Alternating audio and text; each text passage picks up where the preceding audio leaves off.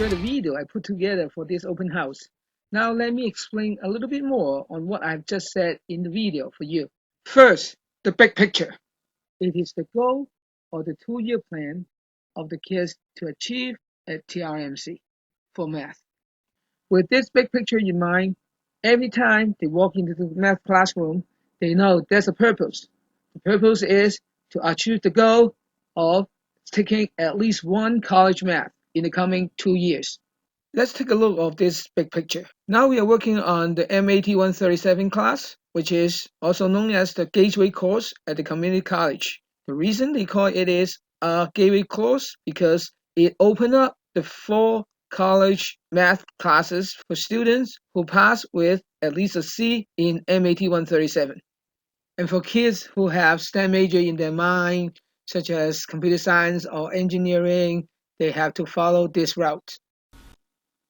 While I'm teaching the MAT 137 classes, I'm also providing support to kids who are taking college classes as well to make sure they get at least a C so that they can move to another level of college math. Second, meet the deadline. This table is basically my syllabus for the whole course on one big whiteboard.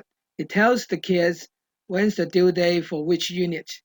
If they choose to do it in one semester, here's the deadline. But if they feel they need more time to do the unit, that's fine. They can choose the 1-year route to finish the whole course. So that's why I have 2 columns showing different days for them.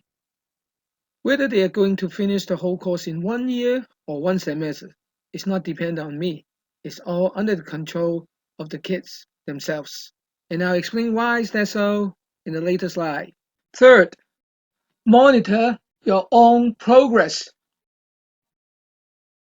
If you look at the table, you'll be amazed by how much difference among the kids in the same class. We all start with the same unit at the beginning of the semester at unit 1.3. After 1.5 months, look at the difference. Somebody's has already been working on unit like 5, while the others are still sticking with unit 1.6 or 7.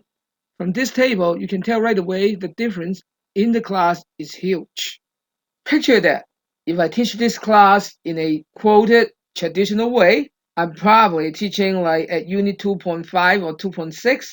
And if I do that, look at this batch of people who's behind 2.5 and 2.6. They probably have to struggle a lot to catch up. While on the other side, people who are ahead of 2.5 times 2.6, they will find the course is not challenged. They feel bored. And that's not good. That's why I'm using this so-called self-paced classroom to help different kids in the classroom. At the same time, when the kids look at this big table, they know how far behind they are and they have to put in more efforts to catch up. That's what I call they have to monitor their own progress all the time.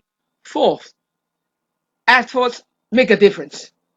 A lot of kids will come up to me and say, hey, they're smarter, that's why they move faster. Then I would just tell them, this is not true, because when you look at the time, the one who moved fastest spent on Alex is way more than the ones that's behind. Just look at these 2 reports I generated from Alex. The one who is ahead of all the other people in the class is because he spent almost 72 hours, while some kids spend only like 8 and 9 hours. We are talking about 62 hours difference. And that's why I keep telling the kids, it's not because he's smarter, he moved faster. He just worked harder than you. And efforts makes the difference. A quick recap. To succeed in my course, you have to have a big picture, meet the deadline, monitor your progress, and work on Alex every day. Thank you very much for being with me in this online open house. If you have any question, please email me at this email address. Thank you very much, and I see you. Bye.